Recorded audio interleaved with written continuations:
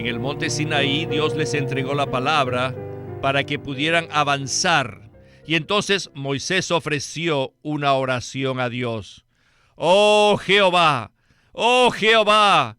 ¡Levántate! ¡Que tus enemigos sean todos esparcidos!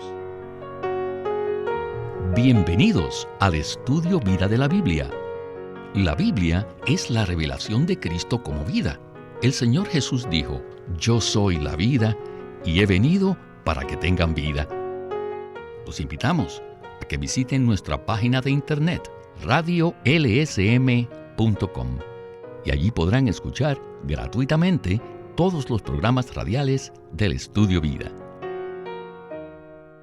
En el Estudio Vida del libro de Primera de Samuel, continuaremos hablando acerca del periodo de decadencia del pueblo de Israel y el sacerdocio arónico.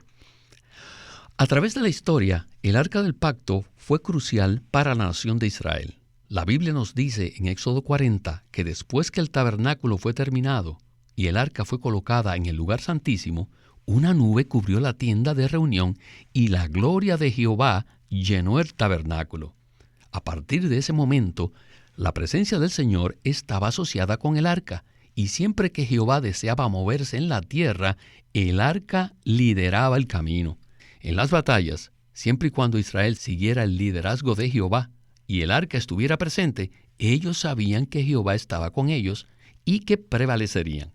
Sin embargo, en los años de decadencia del sacerdocio arónico, no solo el pueblo en general, sino incluso los sacerdotes ya no tenían un corazón para el Señor ni sus necesidades. En lugar de ello, la atención del pueblo estaba enfocada en sus propias necesidades, en sus propios deseos y en su propia seguridad. Y estando en dicha situación, ellos trataron de usar el arca de manera supersticiosa. Entonces, ¿qué sucedió? No solo el arca perdió su poder milagroso, sino que Jehová permitió que fuera capturada por los filisteos y separada del tabernáculo. El resultado, como dice 1 Samuel 4:22, fue una gran tragedia porque debido a que el arca de Dios había sido tomada, la gloria de Dios se apartó de Israel. Este será el tema de este mensaje que hemos titulado La historia concerniente a Samuel, parte 3. Su relación con el sacerdocio arónico, un sacerdocio caduco y en decadencia. Y nos alegra que Jamison Chen está con nosotros para ayudarnos con los comentarios. Jamison, gracias por regresar al programa.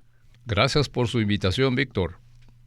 Podemos ver una gran degradación entre el pueblo de Israel en varios libros de la Biblia, tales como Lamentaciones y Jeremías. Y el libro de 1 Samuel no es la excepción. Y necesitamos abrir los ojos y darnos cuenta que en la actualidad el pueblo de Dios también se encuentra en una condición de degradación. Entre el pueblo de Dios actualmente sucede lo mismo que ocurrió entre el pueblo de Israel en aquellos días. Así que esperamos que en este mensaje podamos recibir una advertencia sobria respecto a la degradación entre el pueblo de Dios.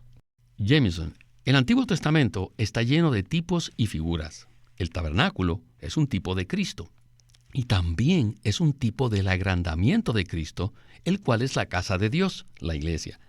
Dentro del tabernáculo, en el lugar santísimo, había un área designada para el arca del pacto. En tipología, el arca está asociada con la presencia de Dios en Cristo y con la gloria de Dios. Pero el relato en 1 Samuel nos revela que la presencia y la gloria de Dios se habían apartado del pueblo de Israel, ¿verdad? Así es, Víctor. Cuando el arca estaba en el lugar santísimo del tabernáculo, la gloria de Dios estaba allí. Pero cuando ellos sacaron el arca, la gloria de Dios se apartó de Israel.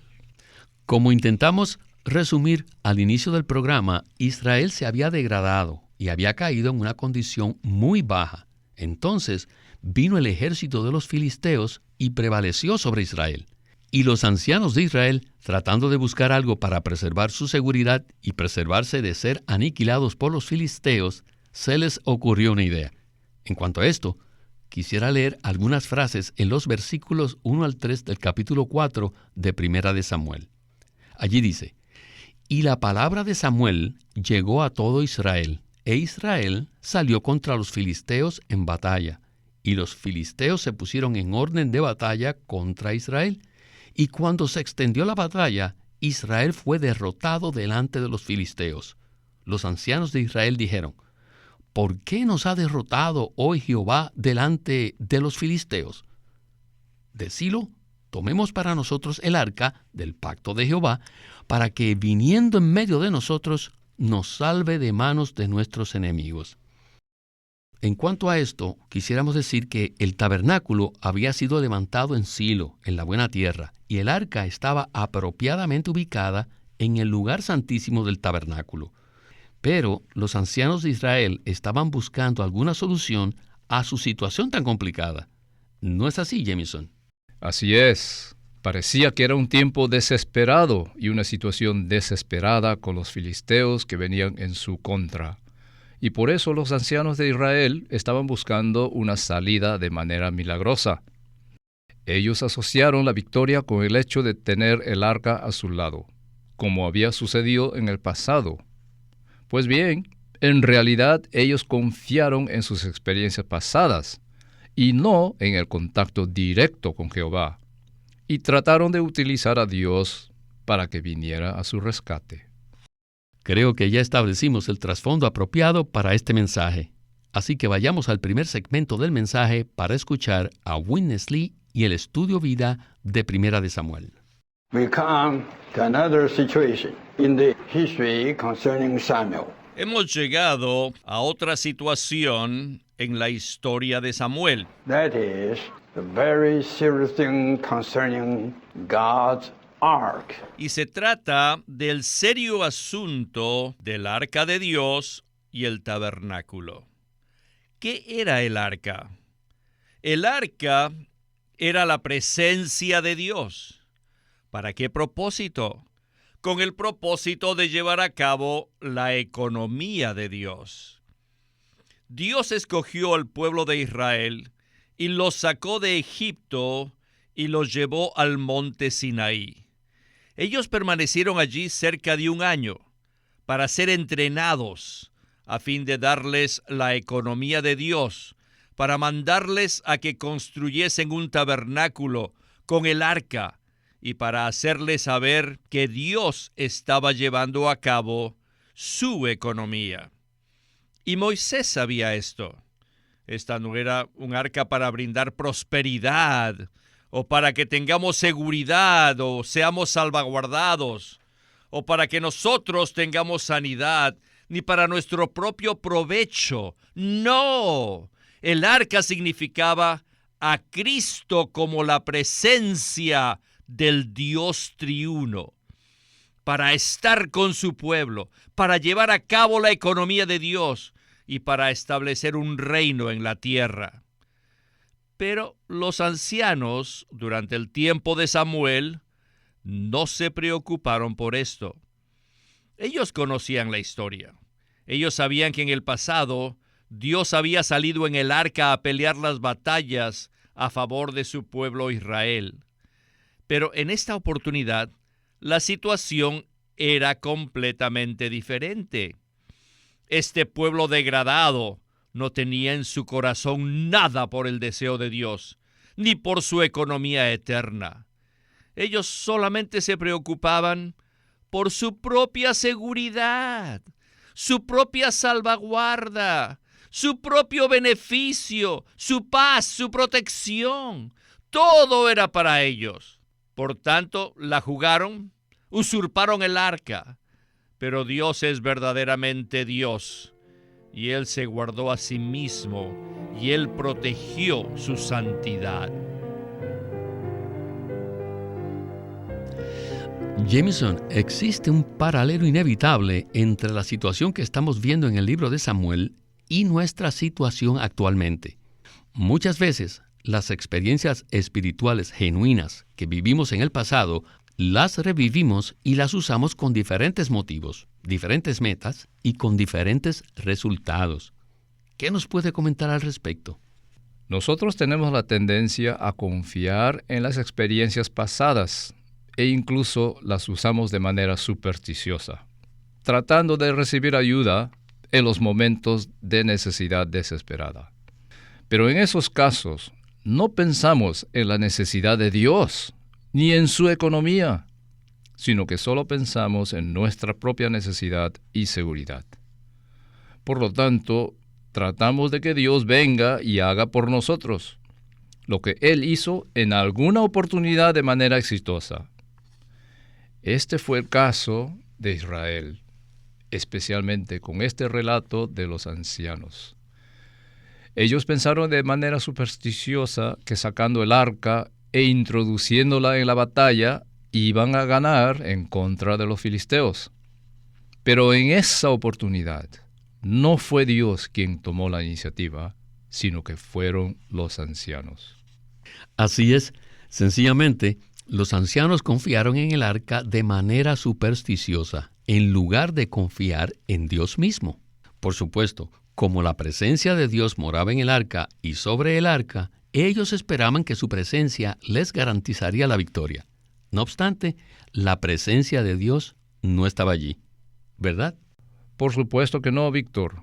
Es muy difícil comprender estas cosas si no conocemos y no nos preocupa la economía de Dios. Por eso necesitamos saber lo que Dios quiere, cuál es su necesidad y cómo desea establecer su reino en la tierra. Anteriormente, cuando los hijos de Israel se estaban movilizando por el desierto, ellos tenían el tabernáculo y el arca que estaban llenos de la presencia de Jehová. Cuando Él deseaba moverse, es decir, cuando Dios iniciaba su mover, la nube se movía y esa era una señal para empacar el tabernáculo y salir de ese lugar. El arca tenía unos anillos y unas barras que permitían transportarla, y solamente los sacerdotes podían hacerlo, ya que nadie podía tocarla directamente para así preservar la santidad de Dios. Además, todo esto sucedía bajo el encabezamiento directo de Dios. Sin embargo, en este caso que estamos considerando con el pueblo de Israel, no existe ninguna señal de que ellos hicieran esto así, ¿verdad? Así es. En realidad no se ve ninguna de esas señales. Por el contrario, lo que podemos ver es que hubo presunción y usurpación por parte de los ancianos, quienes actuaron conforme a sus conceptos pasados respecto a lo que Dios había hecho anteriormente en situaciones similares a esa. Bien, regresemos de nuevo a Witness Lee para continuar con el relato de los capítulos 4 al 7 de Primera de Samuel. Adelante. The ark was made 1500 before Christ. El arca fue hecha 1500 años antes de Cristo, And the ark had been with children of Israel for about 400 years. y había estado en poder de los hijos de Israel durante unos 400 años, lo cual es un tiempo bastante largo. Con respecto al arca de Dios, hasta ese punto tenía un récord bastante bueno.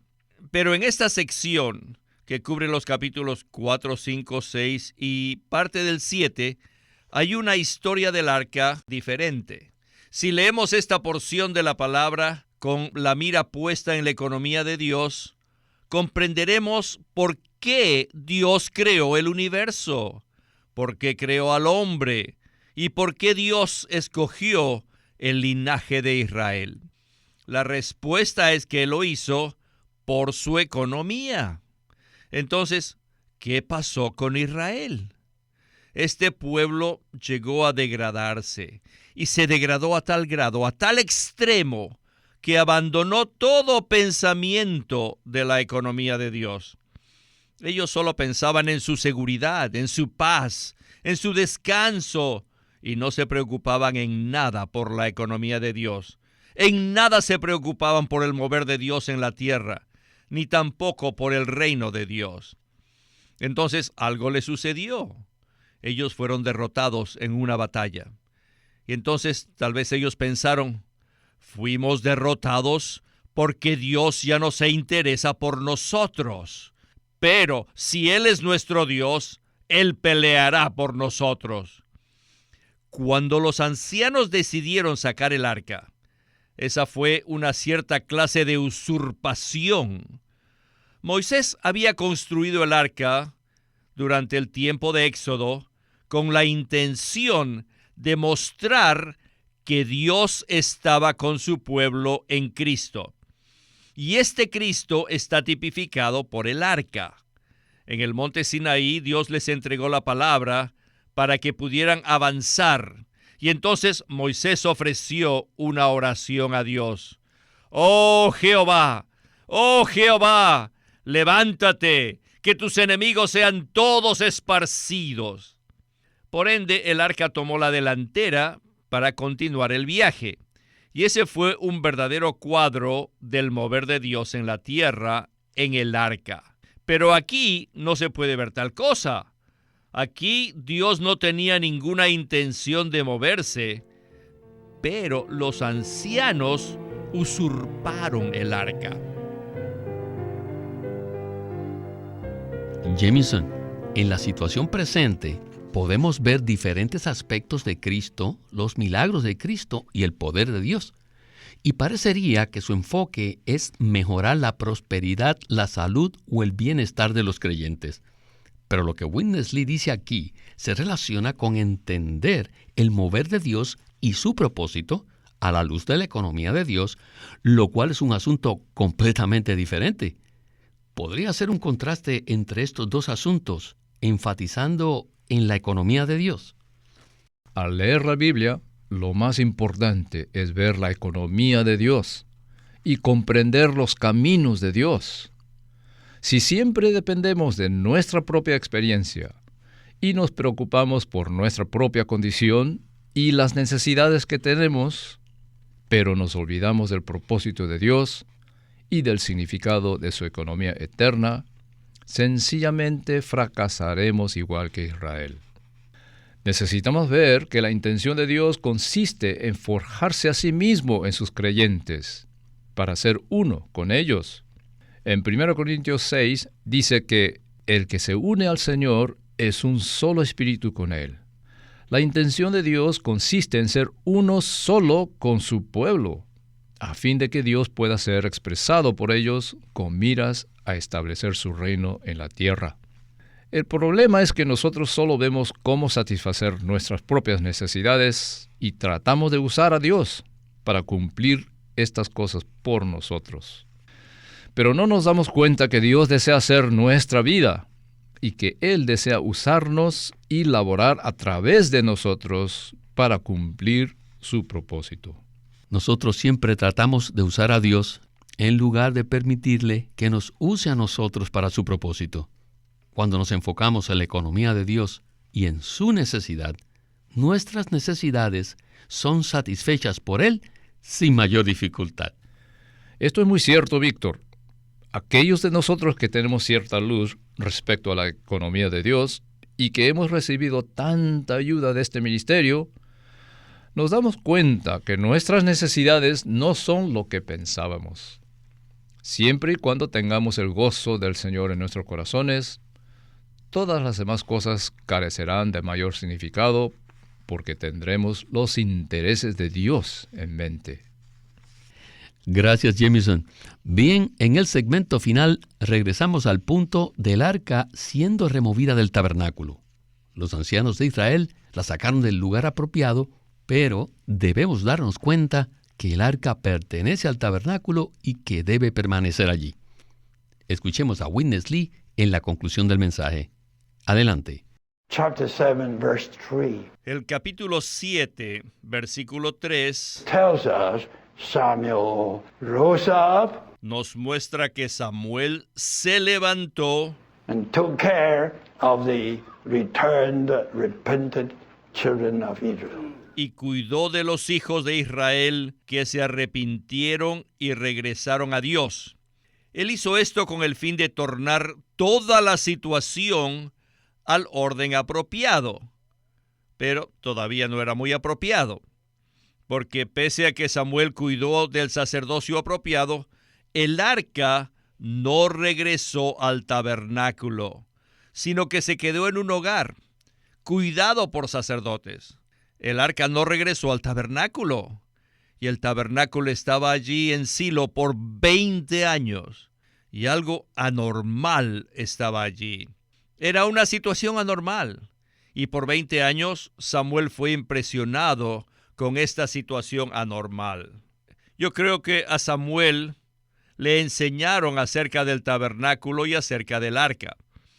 Pero ahora lo que él estaba viendo no era una condición normal. El arca se había ido y el tabernáculo había quedado en Silo, vacío.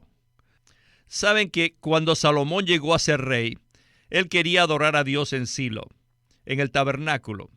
Y en la noche le vino un sueño indicándole que ese no era el lugar apropiado para adorar, sino que debía ir al arca para adorarle allí. Bueno, el arca tenía esta historia. ¿Y quién hizo que el arca tuviese esta historia? Los ancianos y líderes degradados y descuidados entre los hijos de Israel. Ellos usurparon a Dios y finalmente el arca usurpada fue capturada por los filisteos, indicando que la gloria se había apartado de Israel. El arca sufrió y durante 20 años Dios no tuvo un hogar. No tuvo hogar por 20 años. ¿Y quién causó esto? Los necios y flojos ancianos de Israel. Jamison, esta historia tiene algunos vacíos que quisiera llenar. Después que los filisteos derrotaron exitosamente a los israelitas, ellos tomaron el arca y se la llevaron a su lugar. Pero al hacer esto, tuvieron muchos problemas en las ciudades donde la colocaron. Entonces, decidieron regresar el arca antes que se desataran problemas mayores. El punto es que a pesar de que los filisteos querían regresarla, Dios no fue rápido en enviarla de regreso al tabernáculo, sino que estuvo guardada en la casa de un israelita por un periodo de 20 años, mientras Samuel crecía y se desarrollaba. No era normal que el arca estuviera fuera del tabernáculo.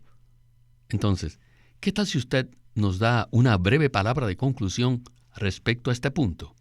El hecho de que el arca estuviera fuera del tabernáculo no era normal en absoluto. El arca debía estar en el tabernáculo, porque la presencia de Dios está en el arca y el tabernáculo es el agrandamiento de esa arca. Al estar el arca fuera del tabernáculo, éste perdía su función. Por esa razón, Dios requería que el arca estuviese en el lugar santísimo del tabernáculo. El arca es un tipo de Cristo, y el tabernáculo es la expansión de dicha arca. Pero si Cristo no está en el lugar apropiado y no tiene la expresión apropiada, el propósito de Dios no puede cumplirse. Cuando el arca estuvo con los filisteos, Dios trató con ellos de manera severa, y les salieron tumores por todos lados, y vinieron una cantidad de problemas. Eso causó que ellos trataran de devolverla a toda costa. Pero Dios no fue tan rápido en regresarla al tabernáculo y la llevó hasta Kiriat Jearim, donde permaneció durante 20 años. De esa manera Dios preservó la santidad de su arca, hasta que la casa de Israel se lamentó en pos de Jehová. Todos estos fracasos del pueblo de Israel en realidad representan nuestros propios fracasos. Por eso necesitamos la misericordia del Señor y oramos para que podamos comprender esta sobria advertencia en forma apropiada. Bueno, el tiempo del programa se nos agotó y debemos detenernos aquí. Jamison, muchas gracias por acompañarnos en el estudio Vida de la Biblia con Witness Lee. Gracias por invitarme, Víctor. Este es Víctor Molina haciendo la voz de Chris Wilde, Jamison Chen la de Francis Ball y Walter Ortiz la de Witness Lee.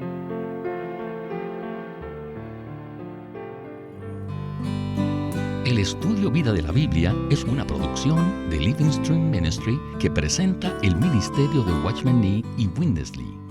A través de los mensajes del estudio Vida, Witness Lee recalcó la importancia de que nosotros crezcamos en vida y ejerzamos nuestra función como cristianos a fin de que el cuerpo de Cristo pueda edificarse a sí mismo en amor. Watchman Nee llegó a ser cristiano en la China continental en 1920, a los 17 años de edad, y ese mismo año comenzó a producir sus primeros escritos. En casi 30 años de ministerio se demostró claramente que él era un don especial que el Señor dio a su cuerpo con el fin de adelantar su obra en esta era. En 1952 fue encarcelado por su fe en Cristo y permaneció en la prisión hasta su muerte en 1972. Sus palabras, sus escritos, continúan siendo una rica fuente de revelación y provisión espiritual para el pueblo cristiano de todo el mundo.